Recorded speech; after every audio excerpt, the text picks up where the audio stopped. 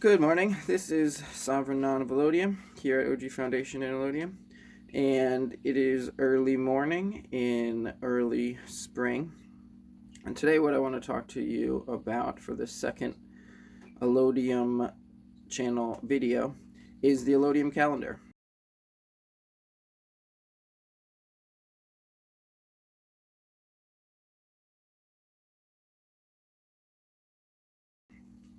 So everyone's familiar with the Gregorian calendar, which is the calendar that we have been indoctrinated with, which has 12 months, and the months have varying numbers of days, resulting in inconsistencies and confusion.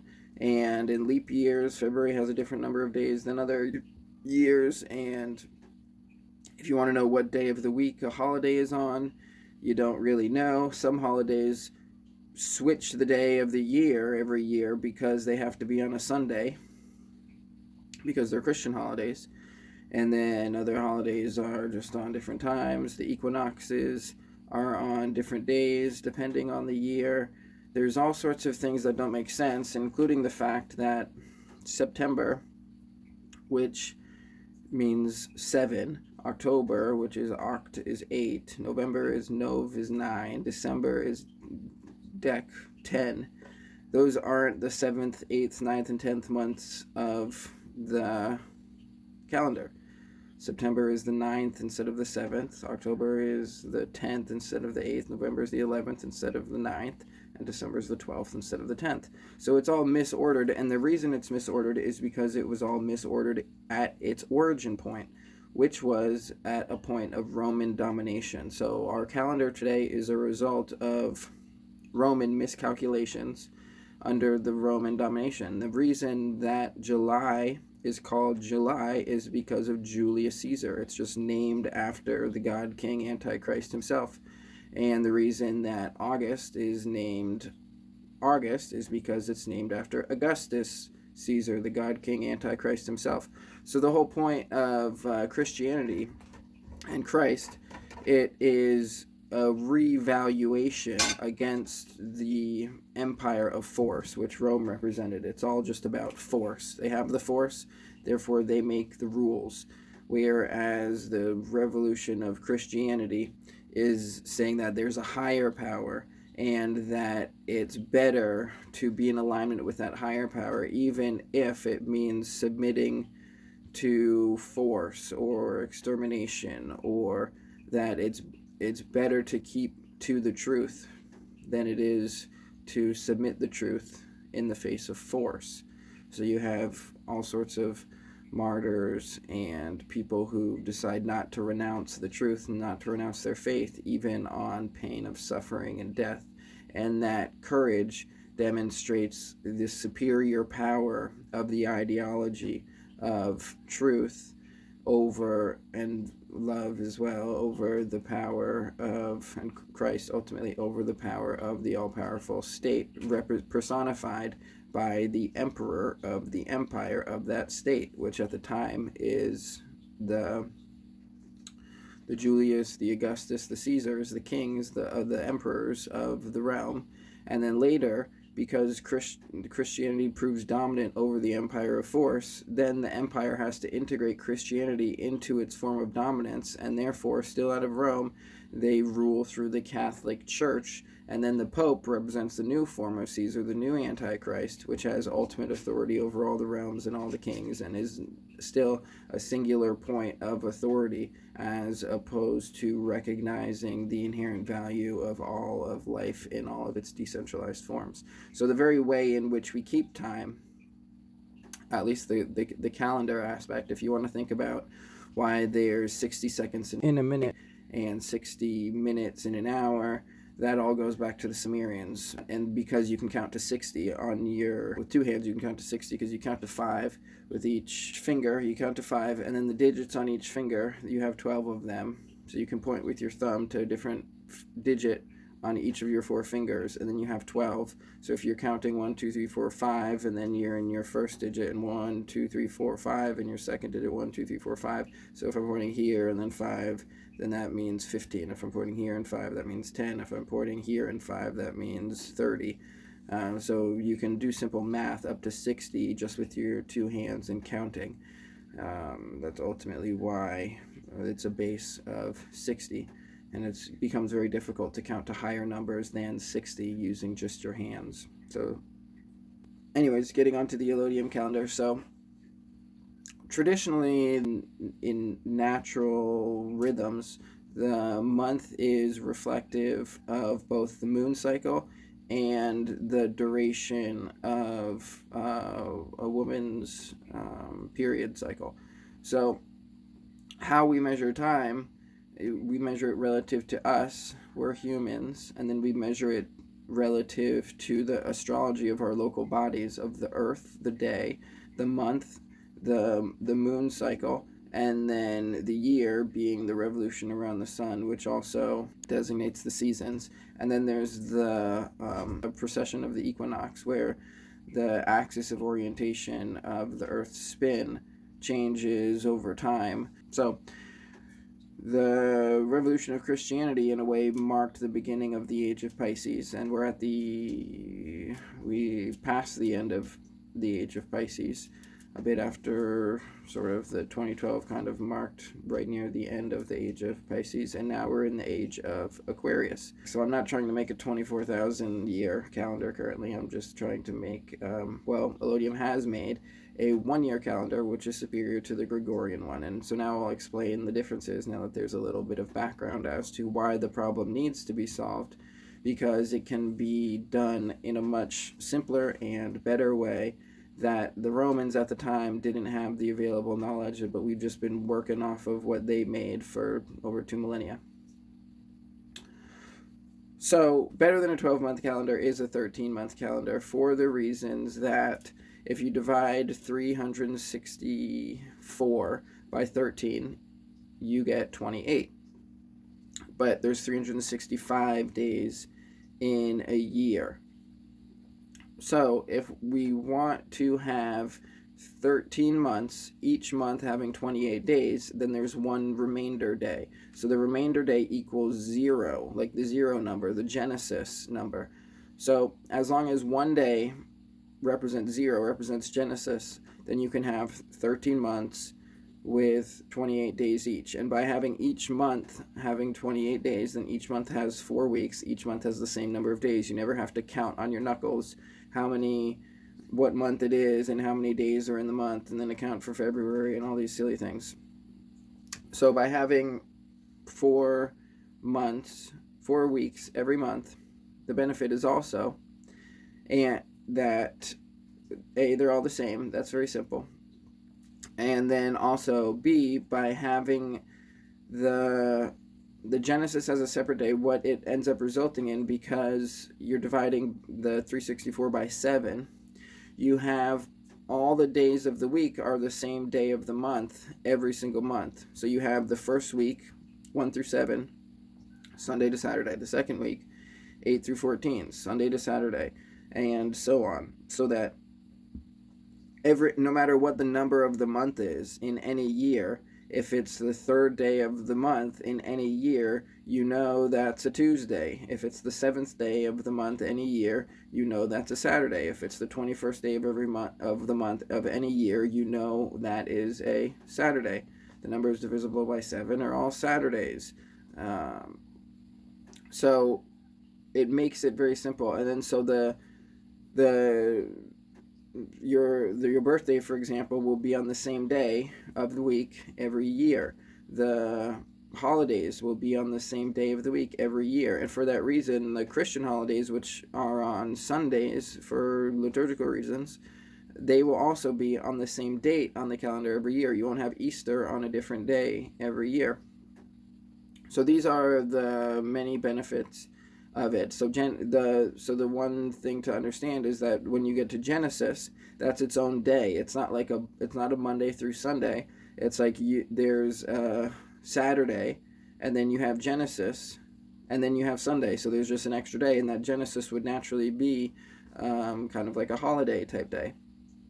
Then to account for the leap year, the every 4 years having an extra day, so that can draw off Greek tradition in that they have Olympics every 4 years. So by adding one extra day for the leap year every 4 years, that day represents Olympius, its own day, just like Genesis, which would come right before Genesis. So on a leap year, which is in fact this year, in year 7 of the Allodium calendar, which could also be termed the AA, so AD is the Anno Domini. People think it means after death, but it's actually the age of domination of Rome. And so the AD replaced with AA, which would be the Anno Allodium, the age of, or the years of Allodium, or it could be the age of Aquarius, because we're in the Aquarian astrology age.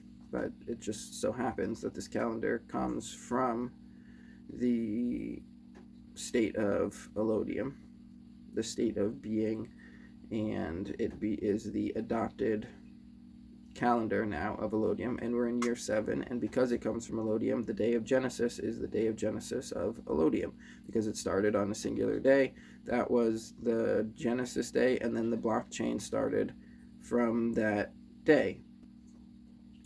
And the blockchain has a genesis, just like the Bitcoin blockchain, or all blockchains have Genesis. There's a starting point. Genesis represents 0, the point of initiation, and then the next point in time represents 1. So we're currently in the 7th year of the Allodium calendar, and we're currently in the month of March. So now I'll go over the months. So we all know how many weeks are in each month, and that each day is the same in every month, and the week starts on a Sunday and it ends on a Saturday, and the weekdays are the same as far as their names: Sunday, Monday, Tuesday, Wednesday, Thursday, Friday, Saturday. However, the month names, you need to add at least one month name, and if you're going to change the month names by adding another, you might as well fix the other month names which are incorrect, which is September through December, because those numbers aren't correct. It's just stupid. And then also July and August, representing the emperors, Julius and Augustus, is not relevant anymore. That was relevant in the time of Rome. In the summertime, you celebrate, the emperor has his own 2 months in the middle of summer. So there's essentially 5 months to replace, and 1 month, September, October, November, December. So there's 6 months to replace and 1 month to add. And Genesis for Allodium was October 10th in the Gregorian calendar. So the months that are added are first Priam, Scorpio, and Trinitas, primary, secondary, and then tri, instead of tertiary, but like tri, 3, or Trinity. So Priam has the prefix of pri, and then it also represents Priam, and that can be related back to King Priam of Troy, who by all accounts had no faults and was honored and respected.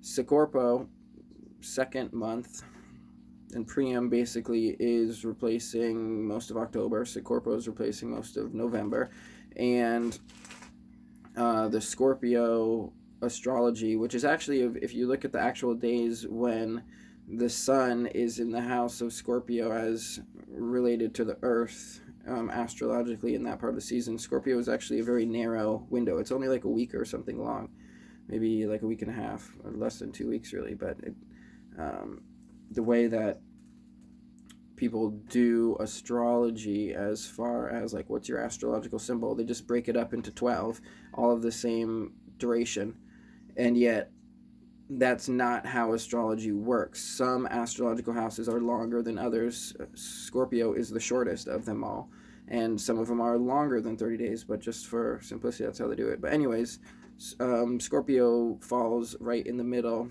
of the period.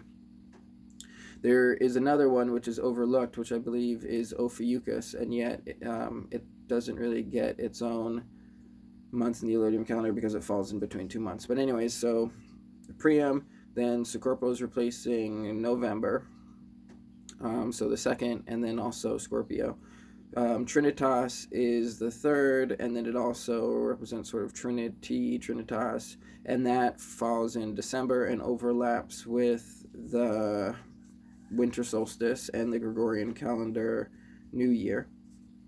And then it goes to January, February, March, April, May, and June, which align roughly with the days of the other months, with some slight variations because each one is 28. January and February and March are all very close, and then April, May, and June start falling behind a couple days as far as how they align. And then after June, instead of July, there's Gemini, and then instead of August, there is Hermes. So Gemini is also in the astrological month of Gemini. Hermes is in the astrological month of Cancer and is also a historical reference of Hermes.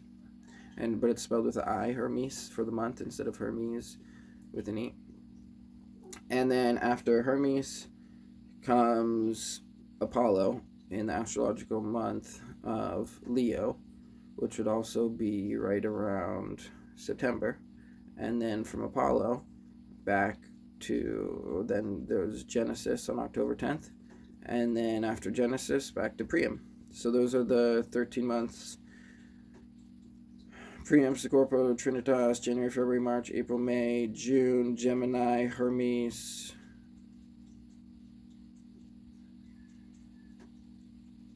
Apollo. Am I forgetting one? If Apollo is 12, Hermes is 11, then 13 is...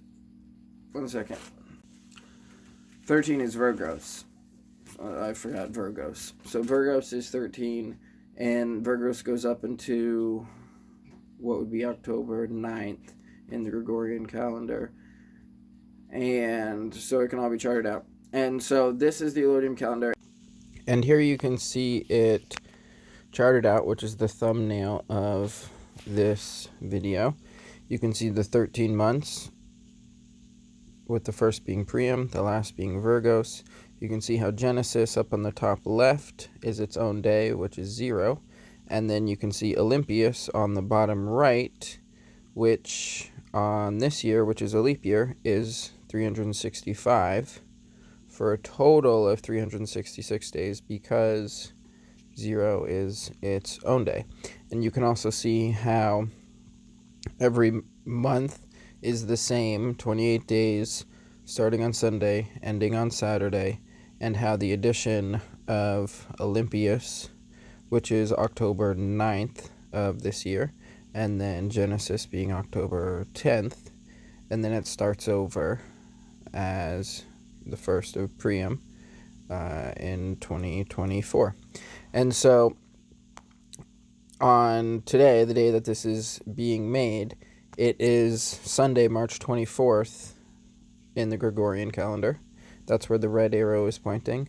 And the same day on the Allodium calendar is Thursday, March 26th. So the days don't match up as far as the month, the day of the month, because it's 13 as opposed to 12, but it comes close. And so you can see the red arrows show when the Gregorian calendar months start in relation to the Allodium calendar. So you can, if you look in the month of Trinitas, right on the bottom there, January 1st of this year, Gregorian 2024, falls on the 27th of Trinitas in Allodium year 7.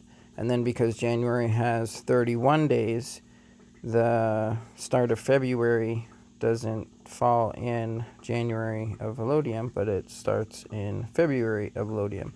So if you add 3 days on to the start of January 27, so you get 28, and then you go to the 1st and the 2nd, then February 1 starts.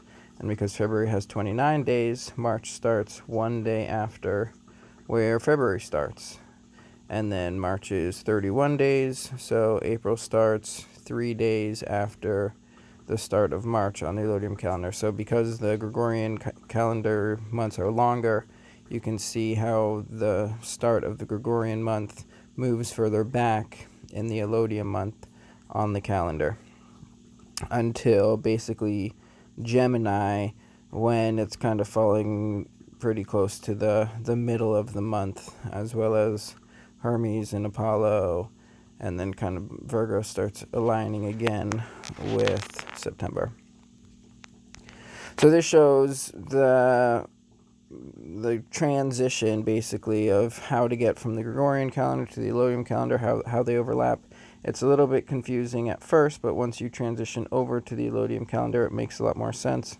And because Allodium's genesis was October 10th of 2017, Allodium now is in its 7th year, because the end of 2017 and the majority of 2018 is 1, and then the majority of 2019 is 2, 2020 is 3, 21 is 4, 22 is 5, 23 is 6, and the majority of 24 is 7.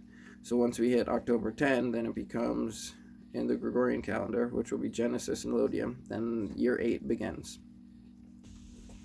One other benefit I just remembered that I forgot to add in the first video is but I did reference the aspect of the menstrual cycle and the duration of a gestation period. So the gestation period for a birth is 280 days. So for 28-day months, that means exactly 10 months, so 10 full months. So you can know, like, the date of conception on average will be the exact same day in 10 months. So if a baby is conceived on Genesis, the chances are that it will be born in between months 10 and 11, which would be in between Gemini and Hermes. So right at the end of Gemini, right at the beginning of Hermes. So and similarly, if there's a conception on Priam the first month, then the chances are that the baby will be born on Hermes the first, the 11th month. So the same day of the week, 10 months later, is when the baby would be likely to be born. So if you wanted a baby to be born on Genesis, then you would likely conceive in between Trinitas and January. So that's in between 3 and 4, so that right at the end of 13 would be the date of conception. So you could very easily plan a baby and know, like, that same day of the week on average is when you would have conceived 10 months prior. So it makes all of that very simple, as well as the obvious point that the average woman's menstrual cycle is a 28-day cycle, so that it's going to be on the same day of the month every single month of every single year on average. And so it's a much better calendar for women and for charting childbirths as well. The winter solstice comes in Trinitas, the spring equinox comes in March, the summer solstice comes, I think, between June and Gemini, and then the winter equinox comes in Virgos. So that's all the reasons why. That's the understanding of the Allodium calendar. Hopefully it makes sense why it's better. All the months are the same number of days, and the days of the week stay the same, and everything becomes so much simpler. The weekly blockchain reports for Allodium are published on the Sunday of every week. One thing that gets confusing is to transition from the Gregorian to the Allodium calendar, because depending on the month, the month might be different, the day of the month might be different, and the day of the week might be different. But essentially, currently, Wednesdays in the Gregorian calendar are Sundays in the Allodium calendar, and then that switches every year, basically because the Genesis is an extra day that's added in, so the day of the week in Allodium changes relative to the Gregorian by one every year, except for the leap years, which is like this year where it changes by 2. So October 8th in the Gregorian is a Saturday in Allodium. October 9th is Olympius. So once every 4 years is the day of Olympius, and that would be dedicated to like a holiday of playing games and stuff. So October 9th Gregorian is Olympius in Allodium. October 10th Gregorian is Genesis in Allodium. And then October 11th Gregorian is Sunday in Allodium. So it might seem a bit confusing, but that's all of the information so you can understand it. And one of my goals going forward is to create an Allodium, like a printed type calendar for easy reference. And maybe I'll set myself to that task in the next couple of days. While it's supposedly springtime, but it still feels a lot like winter because there's a foot of fresh snow on the ground. But that wraps up this video about the Allodium calendar. Like and subscribe if you want to hear about Allodium, and ask any questions if you have any questions. And otherwise, thanks for tuning in to video number 2 on this channel.